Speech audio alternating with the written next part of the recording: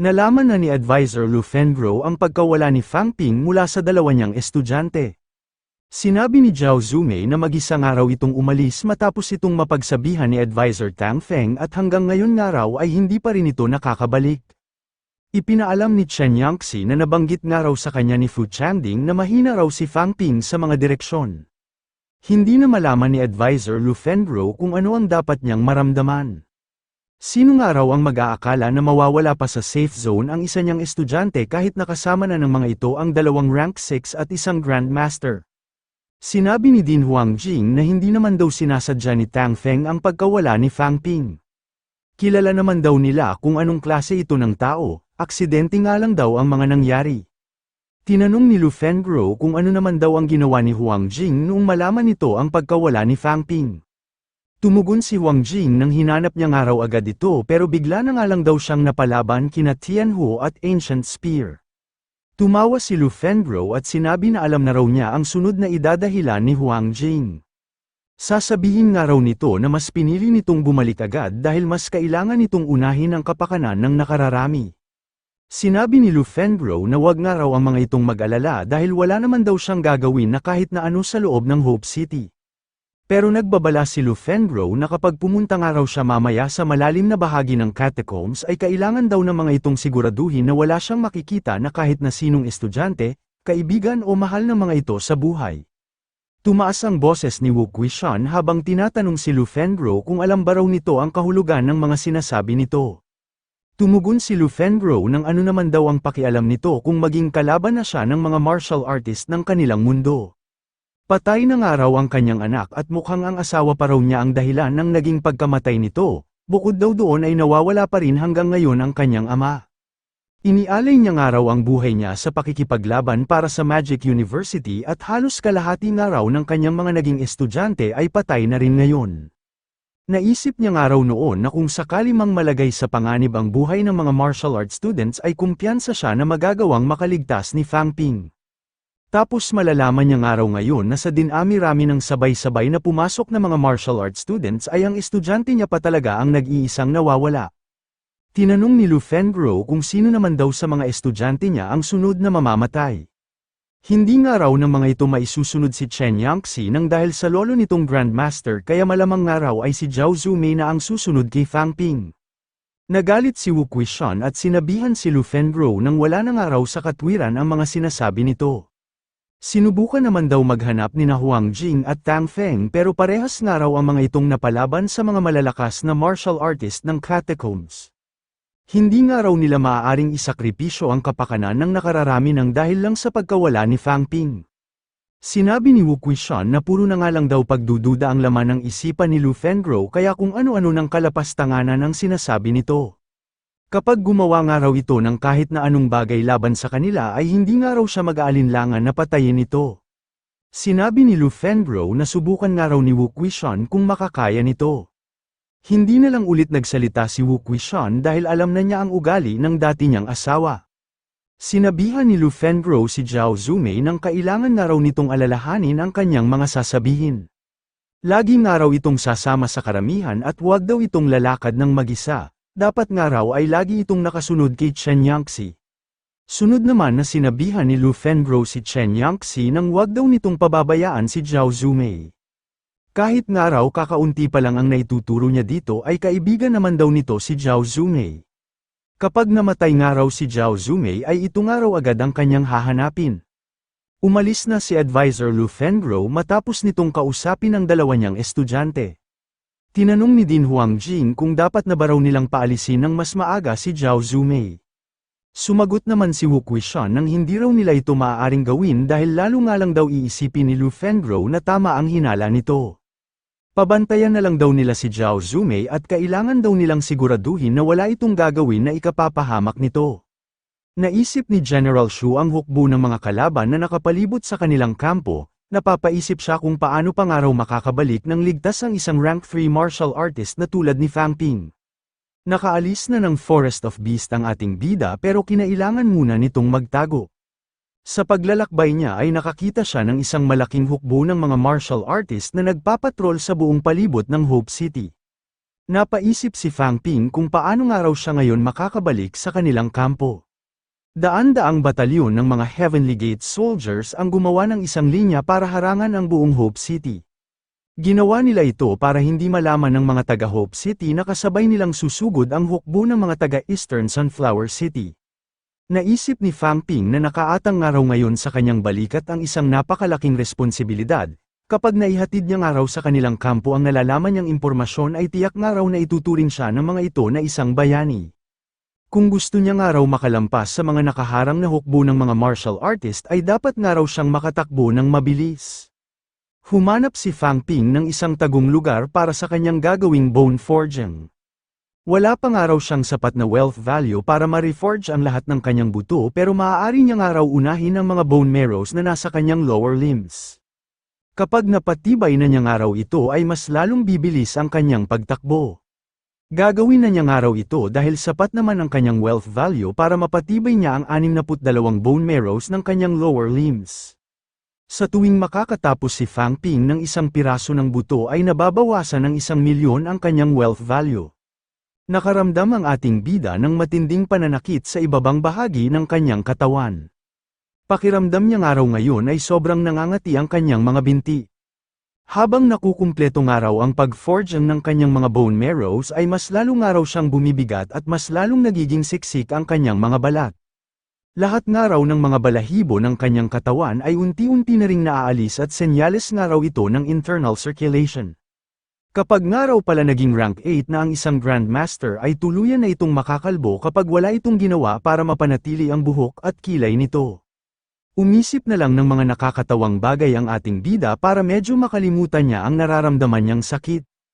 May napansin si Fang Ping sa kanyang system, nagulat siya noong makita niya na nadadagdagan na ngayon ang limit ng kanyang vitality.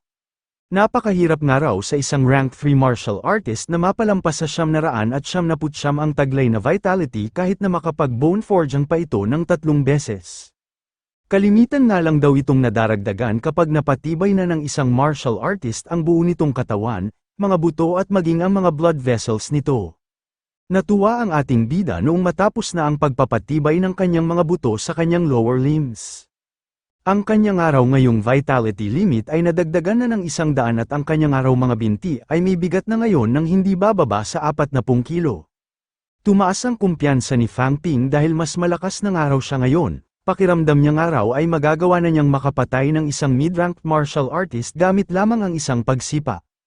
Naisip ng ating bida na naninibago pa nga raw siya sa bigat ng kanyang mga binti kaya kailangan niya daw munang mag-stretching. Nagdulot ng napakalakas na tunog ang leg stretching na ginawa ng ating bida. Narinig ng mga low-ranked martial artist at mga mid-ranked martial artist ang tunog na naging dulot nito. Kinabahan si Fang Ping habang iniisip kung bakit nga raw napakalakas ng naging tunog nito. Nagmadali siyang umalis sa lugar na kanyang pinagtataguan. Nabahala siya noong makita niya na papalapit na sa kanya ang isang grupo ng mga catacombs martial artist. Agad na gumalaw ang mga catacombs martial artist para atakihin ang ating bida. Sa taglay ngayong bilis ni Fang Ping ay madali lang nitong naiwasan ang pag-atake ng kanyang mga kalaban. Bukod sa kanyang pag-iwas ay nagsagawa din siya ng pag-atake para mabawasan ang mga catacombs martial artist na humahabol sa kanya. Natuwa ang ating bida noong makumpirma niya na malaking araw talaga ang nadagdag sa kanyang taglay na bilis. Tumalon si Fang Ping para atakihin ang isang lalaking martial artist, umalis nga raw ito sa kanyang harapan kung ayaw pa nitong mamatay. Dumipensa agad ang lalaking martial artist pero hindi naman ito inatake ng ating bida. Tumakbo na ulit si Fang Ping noong makahanap ito ng isang magandang pagkakataon. Nainis ang catacombs martial artist dahil nalinlang siya ng ating bida. Naisip ni Fang Ping na mabuti na nga lang daw at mga rank 4 at rank 5 martial artist lang ang humahabol sa kanya. 100 milya ng araw ang layo niya sa mga ito at imposible na nga raw siya ng mga itong maabutan. Papatayin niya nga raw ang lahat ng mga ito sa sandaling makarating na siya sa Hope City. Nangamba si Fang Ping noong mapansin nito ang isang catacombs martial artist na mabilis na lumipad ng napakataas. Agad na bumulusok ang isang catacombs martial artist patungo sa ating bida. Habang papalapit ito ay naghanda rin agad ito ng isang malakas na pag-atake. Mas binilisan pa nito ang paglapit hanggang sa maatake na nito ang ating bida. Mabuti na lang at nakagulong agad si Fang Ping bago siya tamaan ng pag-atake na isinagawa ng kanyang kalaban. Hindi man siya nasaktan pero nanghinayang siya sa mga sandata na nalaglag mula sa kanya. Nagsimula na muling gumalaw ang Catacombs martial artist na umatake sa ating bida. Agad na tumakbo si Fang Ping dahil alam niya na wala siyang laban sa isang rank 6 martial artist. Papatayin na nga lang daw niya ito sa sunod nilang pagkikita para pagbayaran nito ang mga nalaglag niyang sandata. Nangamba si Fang Ping noong may maramdaman ito sa kanyang likuran. Inihagis na pala sa kanya ng kalaban niyang rank 6 martial artist ang isa sa mga nalaglag niyang sandata. Sinubukan niyang umiwas pero tumama pa rin ito sa kaliwa niyang braso. Nakaramdam ng inis ang lalaking rank 6 martial artist dahil hindi nito napuruhan ang ating bida. Naisip ni Fang Ping na tiyak nga raw nakatapusan na niya kapag inabutan siya nito. Napakahirap nga raw palang magpakabayani, dapat nga raw pala ay nagtago na lang siya sa loob ng Forest of Beasts. May napansin ang ating bida sa kanyang unahan, natatanaw na nga raw niya ngayon ang Hope City. Nagkaroon siya ng pag-asa dahil malapit na raw pala siya sa kanilang kampo. Mukhang magagawa na nga raw niyang makaligtas sa rank 6 martial artist na humahabol sa kanya. Nagulat ang ating bida noong mapansin nito na naabutan na pala siya ng lalaking rank 6 martial artist. Agad niyang inihanda ang kanyang sandata para gamiting pangdepensa sa pag-atake ng kanyang kalaban. Tumalsik ang ating bida nang dahil sa lakas ng suntok na pinakawalan ng lalaking rank 6 martial artist. Tumilapon siya ng napakalayo pero agad niya rin namang naisaayos ang kanyang tindig gamit ang kanyang sandata. Naisip ni Fang Ping na ganoon nga raw pala kalakas ang isang rank 6 martial artist, nagtamo nga raw siya ng pinsala kahit na dinipensahan niya lang naman ang pag-atake nito. Nagulat ang ating bida noong bigla na lang sumulpot sa kanyang harapan ang lalaking rank 6 martial artist. Agad na ginamit ni Fang Ping ang kanyang 3 consecutive strikes para pigilan ang pag-atake ng kanyang kalaban. Ginamit niya rin ang kanyang blood arrow technique para pasurpresa niya itong maatake. Nagulat ang ating bida dahil hinuli lang ng lalaking rank 6 martial artist ang kanyang blood arrow technique. Dumistansya si Fang Ping papalayo sa lalaking rank 6 martial artist. Gumamit si Fang Ping ng mental strength habang sinasabi na paparating na raw pala doon ang isang grandmaster na tutulong sa kanya.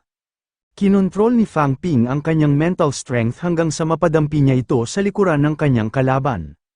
Nangamba ang lalaking rank 6 martial artist sa pagdating ng isang grandmaster. Pero kahit anong tingin niya sa kanyang likuran ay wala namang siyang nakita na papalapit sa kanya. Sinamantala ni Fang Ping ang pagkakataong ito para agad na makalayo sa lalaking rank 6 martial artist. Kinakabahan na ang ating bida dahil mabilis na raw siya nitong nahahabol. Umiisip siya ng paraan kung paano niya nga ba raw ito matatakasan. Naisip ni Fang Ping na wala na rin naman daw silbi ang mga dala niyang sandata kung mamamatay din lang siya. Mas mabuti nga raw kung gamitin na niya ang mga ito para magawa niyang makatakas. Inihagis ni Fang Ping ang sarili niyang sandata patungo sa direksyon ng kanyang kalaban. Hindi naman nasaktan ang lalaking rank 6 martial artist at madali lang nitong pinalipad sa ibang direksyon ang sandata na inihagis ng ating bida. Hinugot naman ni Fang Ping ang espada na nakalubog sa kaliwa nitong braso. Inihagis niya rin ito sa lalaking rank 6 martial artist kasama ang iba pang sandata na nasa kanyang likuran. Tumakbo na ulit si Fang Ping habang tinatawag ang mga pangalan ng malalakas na martial artist na nasa loob ng Hope City. Nabahala ang ating bida noong mapansin nito na nasa likuran na niya ang lalaking rank 6 martial artist. Mas binilisan pa niya ang kanyang pagtakbo pero inabutan pa rin siya ng kanyang kalaban. Naisip ni Fang Ping na baliwala nga raw ang Vitality Guard na ibinalit niya sa kanyang katawan. Muli na namang tumilapon ang ating bida nang dahil sa malakas na suntok na tumama sa likuran nito. Ngayon ay napuruhan na talaga ito ng kanyang kalaban kaya agad na itong bumagsak. Naisip ng lalaking rank 6 martial artist na hindi nga raw makakaligtas ang isang rank 3 sa lakas ng kanyang pag-atake. Dahan-dahan itong naglakad papalapit sa nakabagsak nating bida. Bumangon agad si Fang Ping at sinamantala ang pagkakataong ito para muling makatakbo ng malayo. Nakaramdam na ng matinding inis ang lalaking rank 6 martial artist dahil ilang beses na siyang naisahan ng ating bida. Habang tumatakbo ay sumigaw si Fang Ping ng napakalakas para humingi ng tulong. Naisip ng ating bida na kung hindi niya nga raw napatibay ang kanyang internal organs ay tiyak nga raw na namatay na siya sa pag-atake na tumama sa kanya. May sapat nga raw siyang vitality para gamutin ang mga tinamo niyang pinsala, pero tiyak nga raw na magiging katapusan na niya kapag tinamaan pa siya ulit ng isa pang pag-atake. Habang tumatakbo ang ating bida ay bigla na lang dumating si Advisor Tang Feng at agad na inatake ang Catacombs Rank 6 martial artist. Napahinto sa paghabol ang lalaking Rank 6 martial artist matapos itong tamaan ng pag-atake ni Advisor Tang Feng. Binalot ni Advisor Tang Feng ng malaking halaga ng vitality ang magkabila nitong kamao at pinaulanan nito ng magkakasunod na suntok ang buong katawan ng Catacombs martial artist. Nagluwa ng dugo ang Catacombs martial artist nang dahil sa dami ng mga tinamo nitong pag-atake. Sa galit nito ay bigla na lang nitong binalot ng napakalaking halaga ng vitality ang buo nitong katawan. Lumapit si Tang Feng sa posisyon ng ating bida para protektahan ito sa anumang klase ng pag-atake na isasagawa ng Catacombs martial artist. Pero hindi naman umatake ang Catacombs martial artist, bagkus ay lumipad ito ng napakabilis papalayo sa dalawa. Hinayaan na ito ni Tang Feng dahil may iba pa ring problema na kinakaharap ngayon ang kanilang kampo. Nainis ang ating bida dahil ginaya nga raw ng lalaking ito ang estilo ng kanyang pagtakas. Tinanong ni Fang Ping si Advisor Tang Feng kung bakit hindi nga raw nito napatay ang tumakas na kalaban. Akala nga raw niya ay madali lang itong makakapatay ng isang Rank 6 martial artist. Ipinagmalaki ng ating bida na isa pa nga lang daw siyang Rank 3 pero nakikipaglaban na nga raw siya sa isang Rank 6, tinanong niya si Advisor Tang Feng kung magagawa ba raw nitong humamo ng isang Rank 9. Binanggit din ni Fang Ping na nakapatay na nga raw siya ngayon ng mga Rank 4 at Rank 5 martial artist, siguro naman daw ay may sapat na siya ngayong ambag para sa sangkatauhan. Sinabihan ni Advisor Tang Feng ang ating bida nang pumasok na raw ito sa loob ng kanilang syudad para magamot na agad ang mga tinamo nitong pinsala, sa kondisyon nga raw nito ay para na itong mamamatay. Tumugon si Fang Ping nang hindi nga raw siya mamamatay ng ganoon lang, kailangan pa nga raw niyang kuhanin ang mga sandata na inihagis niya kanina. Sinabi ni Advisor Tang Feng na marahil nga raw ay may iba nang nakapulot nito. Tumugon si Fang Ping na may ilan pang araw na natitira sa mga inihagis niyang sandata. Pinilit pa rin ng ating bida na maglakad papunta sa kanyang mga sandata kahit na nahihirapan na ito. Tinanong ni Advisor Tang Feng kung makakaya pa ba raw nitong lumakad, magsabi nga lang daw ito kapag kailangan nito ng tulong. Iginiit ni Fang Ping na hindi niya nga raw kailangan ng tulong nito. Tumanggi man ang ating bida pero tinulungan na rin ito ni Advisor Tang Feng para mabilis na silang makabalik sa loob ng kanilang kampo. Nang hinayang si Fang Ping dahil nawala nga raw ang kanyang glaive na sandata, ang tanging nakuha na nga lang daw niya ay ang isang espada at isang sibat. Nagawa niya man daw mabuhay sa labanang ito pero malaki nga raw ang nawala sa kanya. Sinabihan ni Fang Ping si Advisor Tang Feng nang ibaba nga raw siya nito kapag 200 metro na lang ang layo nila sa Hope City. Pinagbigyan naman ni Advisor Tang Feng ang hiling ng ating bida. Inilabas ni Fang Ping ang mga nakuha niyang badge ng mga Catacombs martial artist. Tinanong ni Advisor Tang Feng kung talaga nga bang nakapatay ang ating bida ng isang Rank 5. Ipinagyabang ni Fang Ping na 2 Rank 5 nga raw ang kanyang napatay, kung hindi nga lang daw siya hinabol ng isang Rank 6 ay baka mas marami pa siyang napatay na kalaban. Huminga ng malalim ang ating bida at bigla na lang itong sumigaw ng napakalakas. Sinabi ni Fang Ping na wala nga raw siyang pakialam kung isa mang Rank 6 martial artist ang huli niyang nakalaban. Nagawa niya nga raw itong labanan kahit na isa pa lang siyang Rank 3, kapag naging isa na nga raw siyang Rank 4 ay sisiguraduhin niya nga raw na mapapatay na niya ito. Tinanong ni Advisor Tang Feng kung ano raw ang ginagawa ng ating bida. Tumugon si Fang Ping nang si Advisor Tang Feng lang daw ang nag-iisang nakakita na napalaban siya sa isang Rank 6 martial artist. Ipinapaalam niya lang daw sa buo nilang kampo ang pakikipaglaban na kanyang nagawa, at baka nga raw sakaling hindi na raw siya pagbayarin sa magagastos niya sa kanyang pagpapagamot. Natahimik na lang si Advisor Tang Feng sa naging sagot ng ating bida. Pumasok na si Fang Ping sa loob ng kanilang kampo. Tiniyak niya na makikita ng lahat ang napakaraming badge na nakasabit sa kanyang leeg. Nagtanong ang isang gwardyang lalaki kung paano raw nakabalik ang ating bida gayong hinaharangan ngayon ng malaking hukbo ng Heavenly Gate City ang buo nilang paligid. Tumugon si Fang Ping nang winasak niya nga raw ang depensa ng kanilang mga kalaban para makarating siya agad doon at para makapaghatid siya ng isang mahalagang impormasyon. Binanggit din ng ating bida na isang araw siyang martial artist kaya hindi raw siya aatras sa anumang panganib kahit maging sanhi man ito ng kanyang kamatayan. Kinilabutan ang gwardyang lalaki nang dahil sa mga huling salita na binanggit ni Fang Ping. Sabay-sabay na sumaludo ang mga gwardyang martial artist para ipakita ang kanilang paghanga sa katapangan at kabayanihan na nagawa ng ating bida.